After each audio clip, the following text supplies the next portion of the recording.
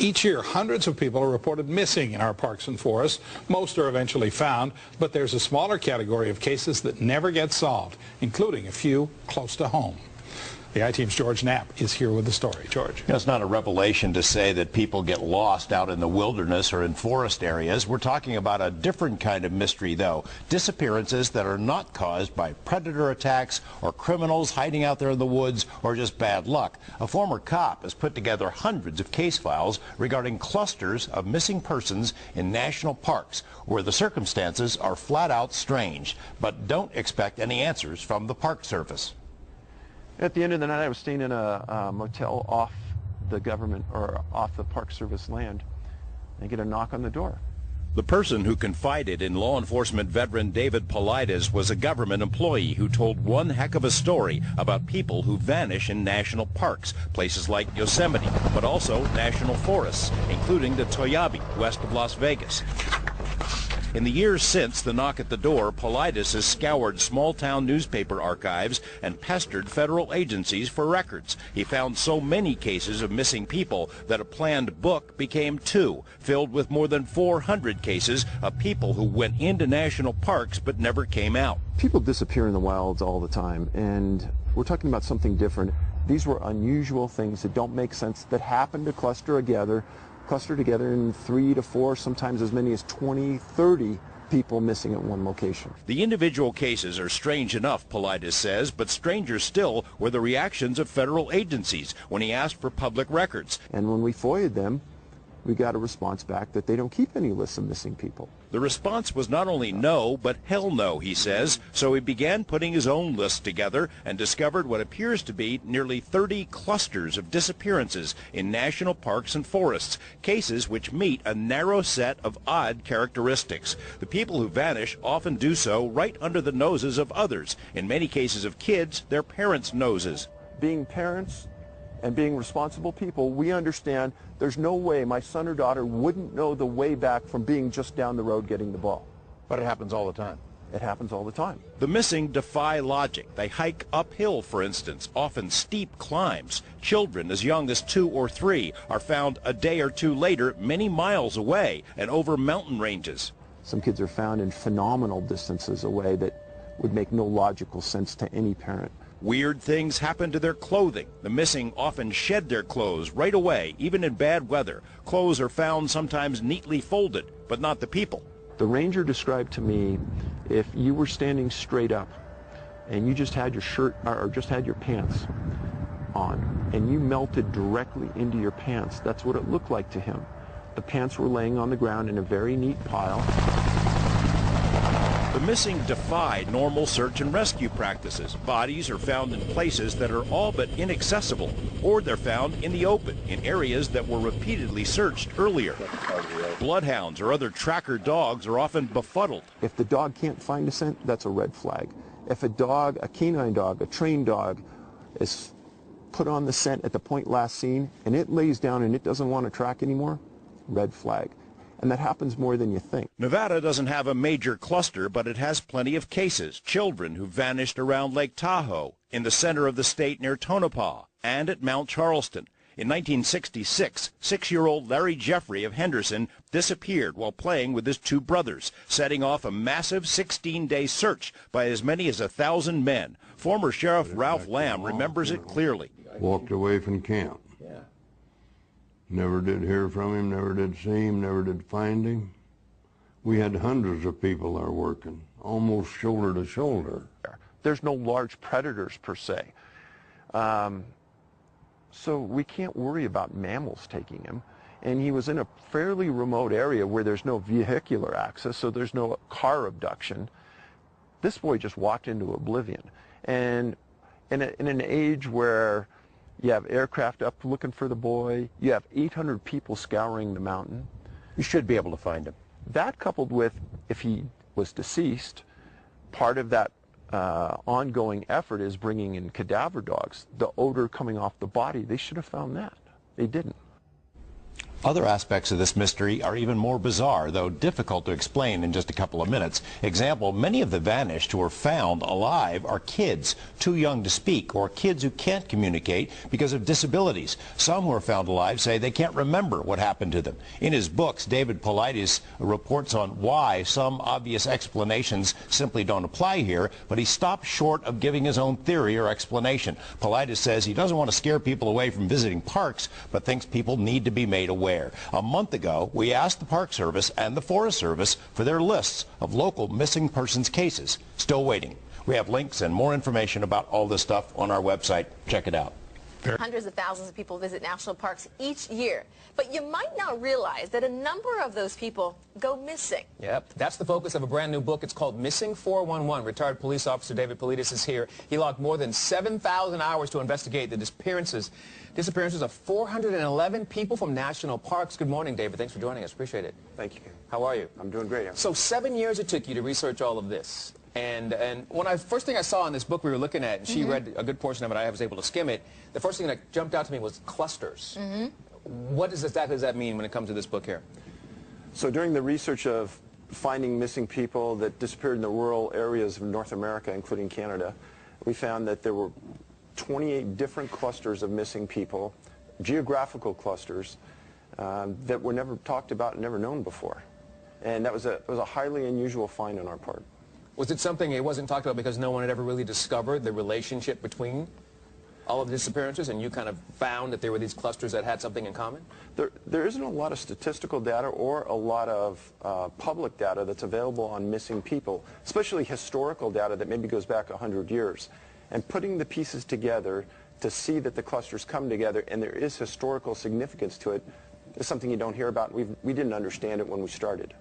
I was so surprised to find out that one of the longest list of people missing is actually from Yosemite, right? For the western region, in fact. And you know, it's so close to us. And I was just there in January. Hard to believe. And you say that it's actually been difficult to get some information about the missing cases.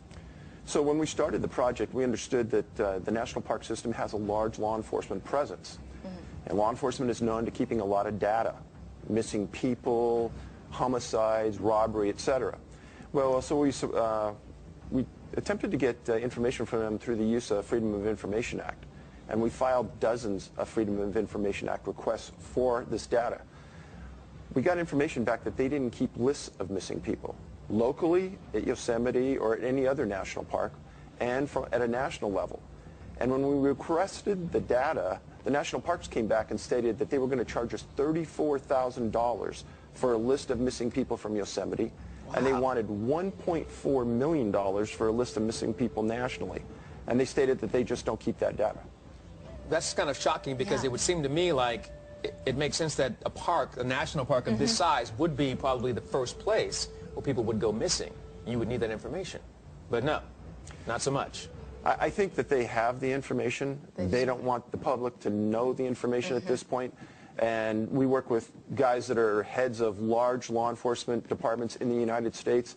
And their statement to me was, these people are not stupid. Yeah. They understand the need to keep this information. They just don't want to give it up at this point. Exactly. And you said, I was reading in the beginning here, that you actually, this all started just a conversation that you had with the ranger several years back. Several years ago, about 3.5, 4 years ago, a ranger came up to me and said, hey, there's some disappearances at several parks I've worked at. And I think somebody needs to take a hard look at it, because when the people disappear, there's a lot of publicity on the front end. Right. Soon after they disappear, you don't hear anything. There are some young kids under 10 years old that are missing from national parks. You never hear about them. Once they're gone, they're gone. They don't give them a lot of publicity, and it's a very disturbing fact. This is the third book in a series. It's called Missing 411, Missing 411, North America and Beyond. Stories, these are strange stories, of people who have flat disappeared in remote locations of North America and 5 other countries. The author is David Paulides, and he is back with us tonight to talk about his brand new book, and has given us 2 hours of very intriguing conversation in the past. How are you, Dave? Welcome back. I'm doing great, Jeff. Thanks for having me.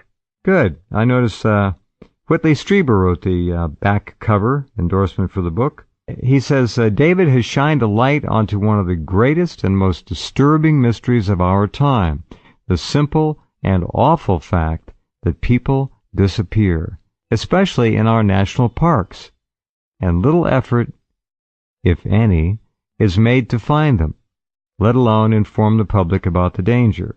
Even when massive searches are mounted and people are found, the events surrounding their loss and recovery are often far beyond logical explanation.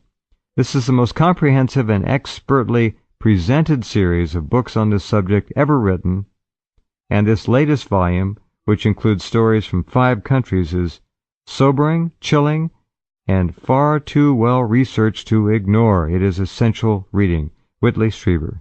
All right, this is Missing 411. This book seems to be bigger than the other ones. Yeah, I got rolling on it, and I didn't realize how big it was. And there's a lot of information in there. We happen to get data from other countries, so that was something that was new and unexpected, and it just grew to the size it is today. What were the 5 other countries, first of all? So it's a thrush of Europe, some couple of islands off of India, and Malaysia, and it's probably something that I'd never heard of before, and some people sent me some information about an incident, and it started with France along a river in the late 1950s. A woman was walking along a river there, and she felt as though some kind of force came over her and grabbed her from behind. She could see a dark-colored, huge hand grab her upper chest and start to drag her into a thorny bush area. She started to scream. She heard a voice up above her say something. And at about that time, the weather started to change. It started to thunder, rain, and it was immediate. And the voice said something like, well, here you go, as though he's delivering her to somebody. And then all of a sudden, everything stopped, and she ran to a nearby farm. And the farmer said that he could see a large hand that had grabbed her chest, and there was a red mark there. They called the police. The police wrote a report about it. And the elements of that incident mimic 80% of what I write about in the 3 books. That's spooky stuff. She was lucky. Very lucky. This suggests an abduction of a paranormal caliber, and I wonder if you see a pattern over time where the same kind of thing, maybe there are abductions of people being perpetrated by a group or something, a consciousness. She couldn't see what it was, but she felt it. And could hear it. Yeah. So one of the things that kind of got us all rolling years ago was that after you review hundreds and hundreds of cases where people disappear in the woods, and you read reports that are emanated by the Freedom of Information Act and media reports, we started to see the same sort of things time after time after time.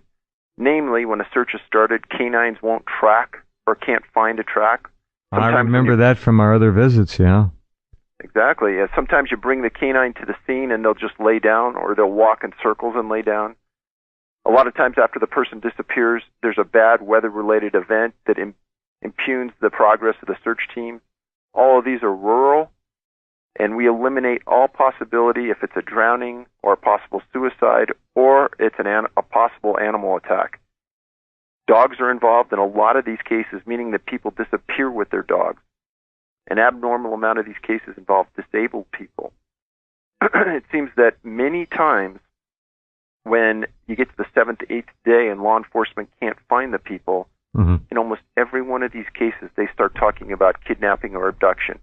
And that's law enforcement talking about that. All right, you just said 2 words, kidnapping and abduction.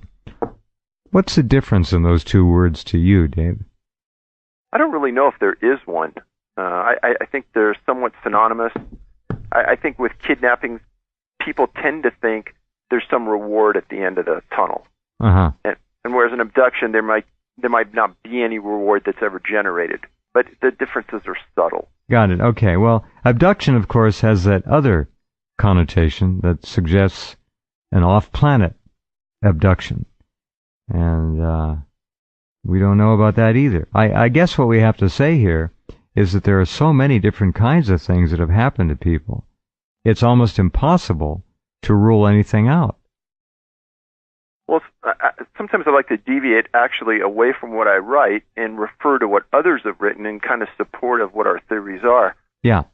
And there was an article in OregonLive.com in June 8th this year where the writer talked about the enormous amount of disappearances in the woods of Oregon. And a staggering 189 men, and this is their words, a staggering 189 men and 51 women officially remain listed as missing since 1997 by the Oregon Office of Emergency Management. That's too many. It's enormous. That's too many. That's 15 years. That's too many. And then they go on and they talk about the type of people that have gone missing. And there's two people that have gone missing in the same area just recently, and that's in the Three Sisters Wilderness area.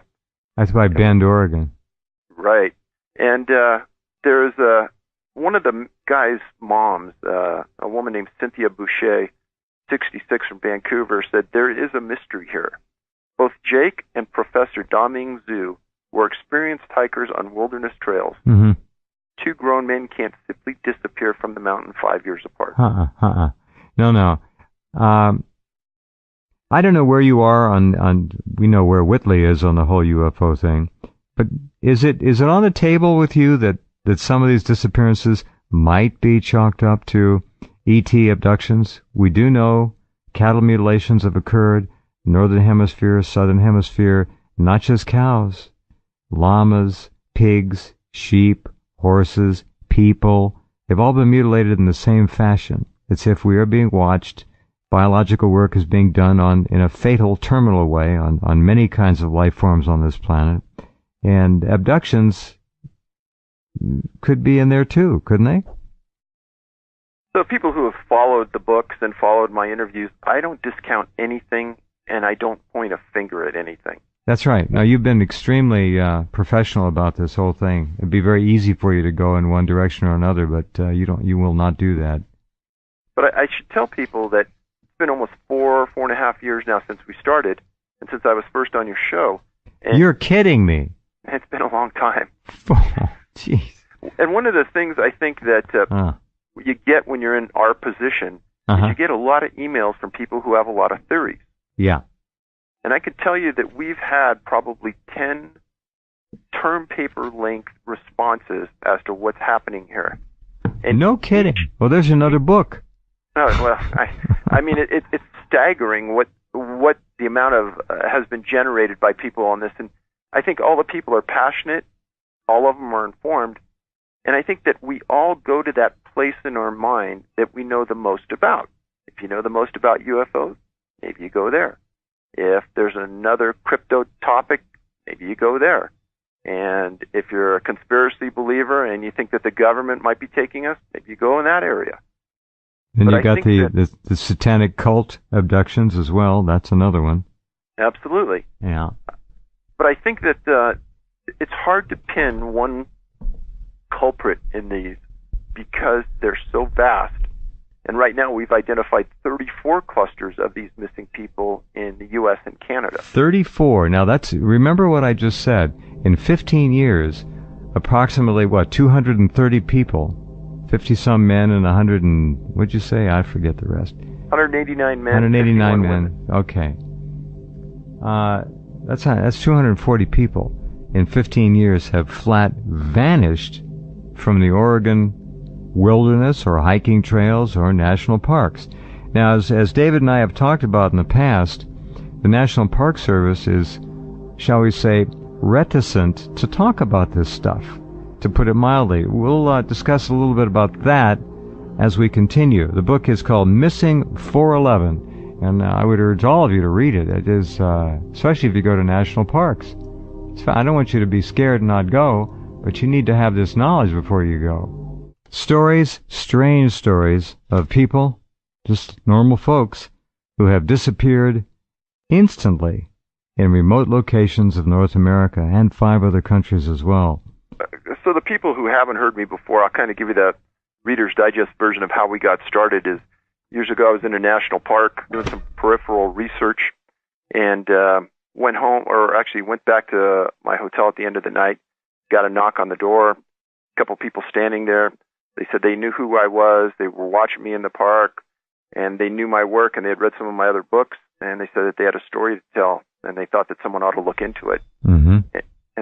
And for people who don't know, national park rangers tend to move park to park, monument to monument every 7 to 8 years. In a career, they may be in 4 or 5 different locations. Mm-hmm. These people were senior people, and they said that at the places they were at, there was an abnormal amount of missing people. And then at the front end, when the people originally disappeared for that first 7 days, there was a lot of publicity, there was a lot of follow-up, there was a big effort. Yeah. And then all of a sudden, nothing. And when they tried to follow up and see what happened, they were stonewalled. And they thought that there were an abnormal amount in the parks themselves rather than in the surrounding area, which really was no different than the park.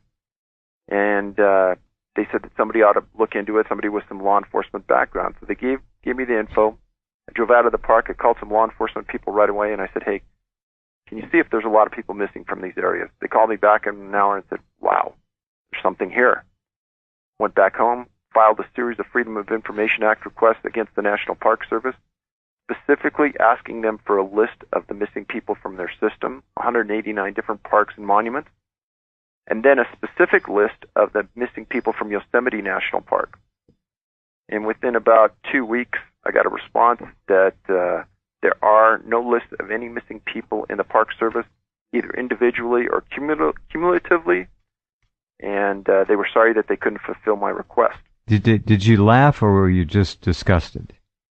Well, we were sitting in a room with 3 people, and we both thought it was maybe something in the semantics, the way we wrote the request, so we wrote a second one. Yeah. And we got that back about a month and a half later and said, no, we understood your first one. There are no lists. There never have been any lists. Lies. Mm. So then we said, well, because I was a published author, according to the Freedom of Information Act, there is a author's exemption that you can apply for. We applied for it and said we wanted a list of missing people from Yosemite and from your entire system. Mm-hmm. They came back, and this time an attorney called me from the National Park Service, which is always an interesting call. Yeah. And he said, first of all, why do you want the information? For your listeners out there that follow and understand the Freedom of Information Act, that is an inappropriate question if it's dealing with their response and whether they're going to give you the information or not. They can't ask that. Right. So I explained that I was an author. I was doing some research on a topic. I just wanted the info. And he said, well, we're not going to give you the author's exemption. And his response was, because your books aren't in enough libraries. Oh, yeah. Jeez. And I've never heard that before, and we've looked it up, had an attorney look it up, and he says... You won't hear it again either. Bogus. Disgusting. But he says, I'm going to give you a response where you can get it. He says, if you want the list from our entire system, it's going to cost you and your organization $1.4 million. And if you want it from Yosemite, it's only going to be $34,000. Uh-huh. So he admitted there was a list, a comprehensive list, and you could get it for 1.4. What a joke. Of missing persons in national parks where the circumstances are flat out strange, but don't expect any answers from the Park Service. At the end of the night, I was staying in a motel off the government or off the Park Service land. I get a knock on the door. The person who confided in law enforcement veteran David Paulides was a government employee who told one heck of a story about people who vanish in national parks, places like Yosemite, but also national forests, including the Toyabe, west of Las Vegas.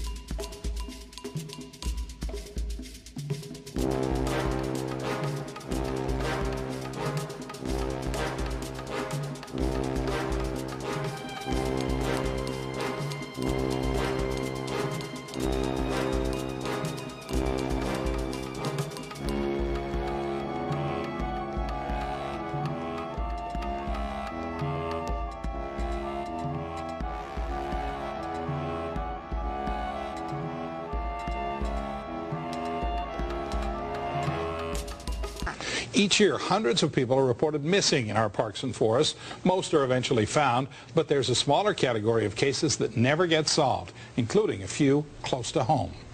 The I-Team's George Knapp is here with the story. George. It's not a revelation to say that people get lost out in the wilderness or in forest areas. We're talking about a different kind of mystery, though. Disappearances that are not caused by predator attacks or criminals hiding out there in the woods or just bad luck. A former cop has put together hundreds of case files regarding clusters. In the years since the knock at the door, Paulides has scoured small-town newspaper archives and pestered federal agencies for records. He found so many cases of missing people that a planned book became two, filled with more than 400 cases of people who went into national parks but never came out. People disappear in the wilds all the time, and we're talking about something different. These were unusual things that don't make sense that happen to cluster together in 3 to 4, sometimes as many as 20, 30 people missing.